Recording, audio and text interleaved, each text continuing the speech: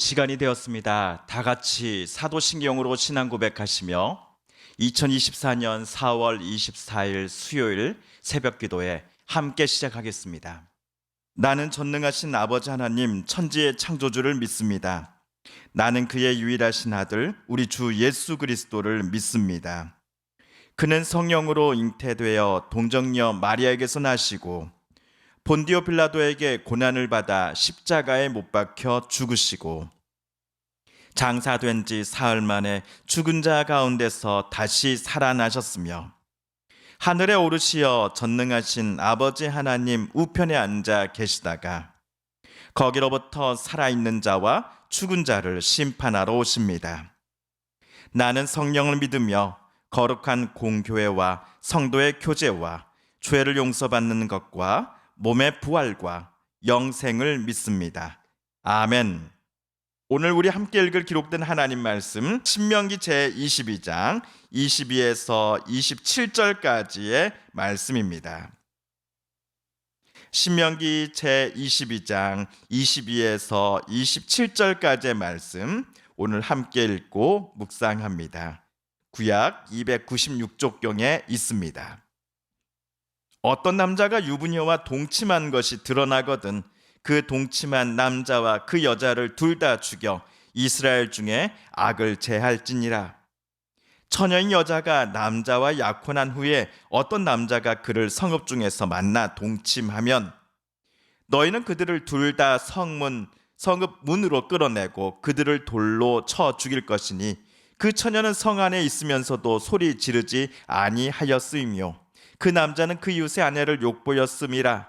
너는 이같이 하여 너희 가운데에서 악을 제할지니라.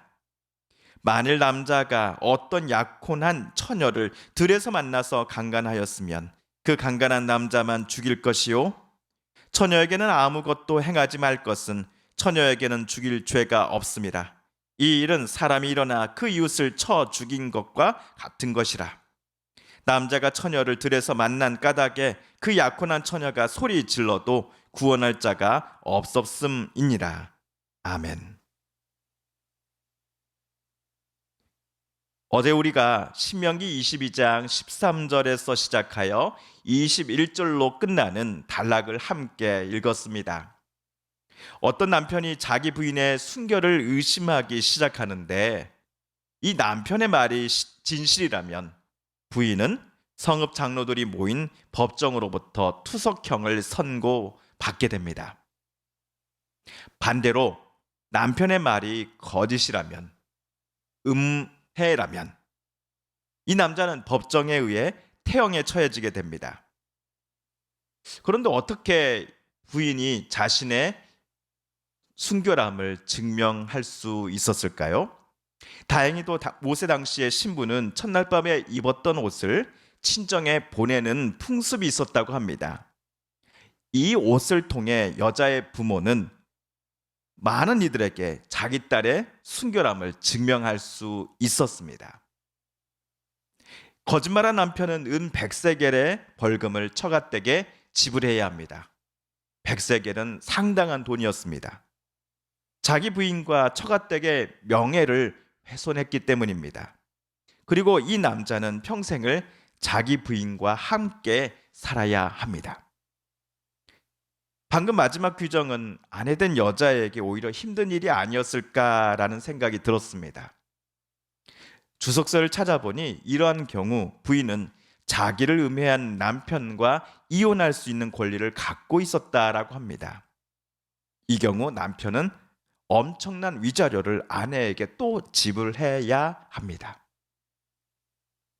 한편 만약 남편이 자기 부인 말고 다른 여인과 동침한 것이 결국 탈로 났다면 이스라엘 성읍 법정은 이 남자에 대해 어떤 선고를 내려야 한다라고 모세는 오늘 말하였습니까? 모세의 설명이 22절에 나옵니다. 어떤 남자가 남의 아내와 정을 통하다가 들켰을 때에는 정을 통한 남자와 여자를 다 죽여서 이스라엘에서 이런 악의 뿌리를 뽑아야 합니다.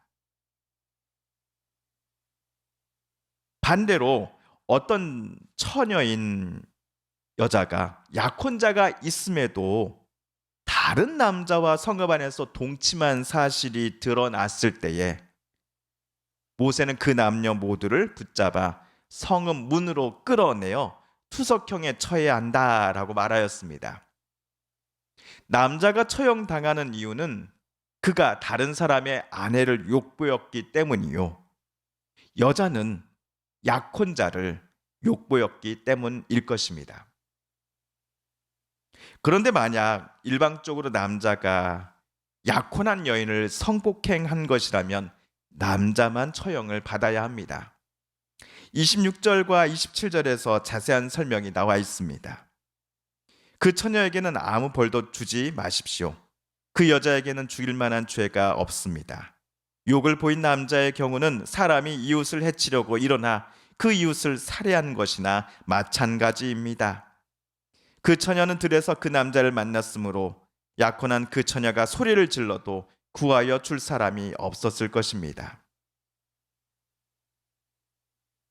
많은 분들께서 오늘 신명기 본문을 읽으실 때에 신약 요한복음에서 사람들이 예수님 앞에 가늠하다가 붙잡힌 여인을 데리고 왔던 장면을 떠올리셨을 것입니다.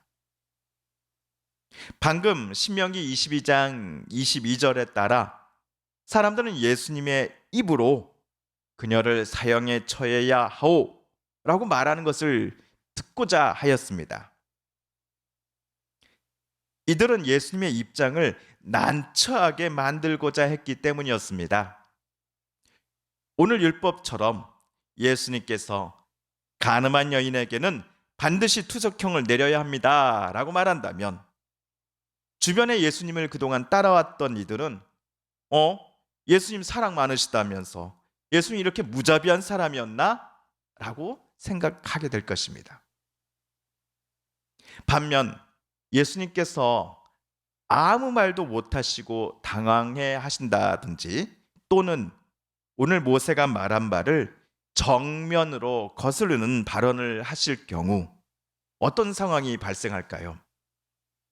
간음한 여인을 예수님께 붙잡아온 사람들, 특별히 종교 지도자들은 예수님께서 모세 율법을 정면으로 거스르고 모세 율법을 지키지 않아도 된다라고 말하는 사람으로 간주하고서 종교 법정에 예수를 고발하려고 할 것입니다. 그야말로 예수님이 이러지도 저러지도 못하는 상황에 이 예수님을 빠뜨렸다라고 종교 지도자들은 속으로 조아라 했을 것입니다.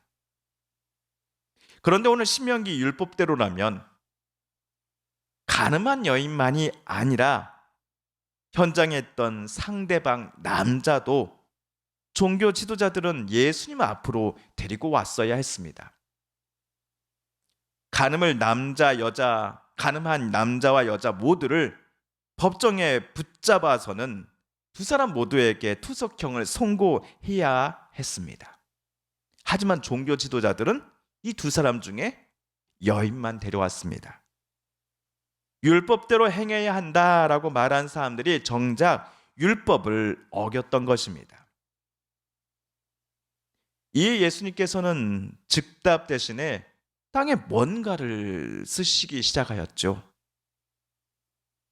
쓰시기를 멈추고 일어나셔서 예수님은 여러분 중에 죄 없는 자가 먼저 돌로 치십시오 라고 말씀을 하십니다.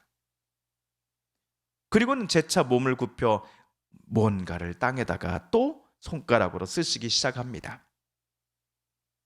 예수님의 말씀을 듣고서 거기에 모인 사람들이 자기 손에 꼭 쥐고 있었던 돌들을 하나둘 내려놓기 시작합니다.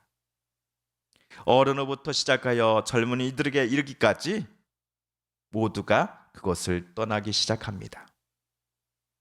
이날 예수님께서 땅에다가 무엇을 쓰셨는지는 우리가 알 수 없습니다. 다만 요한은 저들이 양심에 예수님의 말씀을 듣고서 저들의 양심에 가책을 느꼈기 때문이다. 그래서 그 자리를 하나둘 모두 떠나갔다라고 썼습니다. 물론 예수님께서 간음한 여인을 무조건 지켜주시고 그녀의 간음 행위가 아무런 문제가 없다라고 옹호해 주시고자 함은 절대로 아니었습니다. 예수님은 나도 너를 정죄하지 아니하노니 다시는 죄를 범하지 말라. 다시는 죄를 범하지 말라라고 경고하셨기 때문입니다.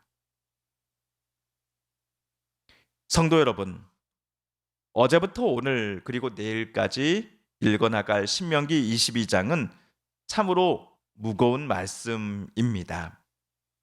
특별히 요즘은 전통의 성윤리가 옛것으로 또 버려야 할 것으로 치부되어 버리는 사회 분위기이기에 오늘 신명기에 기록된 말씀들을 많은 이들이 좋아하지 않을 것입니다. 그러나 사도 바울은 분명히 말했습니다. 너희는 이 세대를 본받지 말고 오직 마음을 새롭게 함으로 변화를 받아 하나님의 선하시고 기뻐하시고 온전하신 뜻이 무엇인지 분별하도록 하라. 우리 사람들이 자유를 행사하고자 한다면 그것은 하나님이 주신 창조 질서 안에서 행해져야 할 것입니다.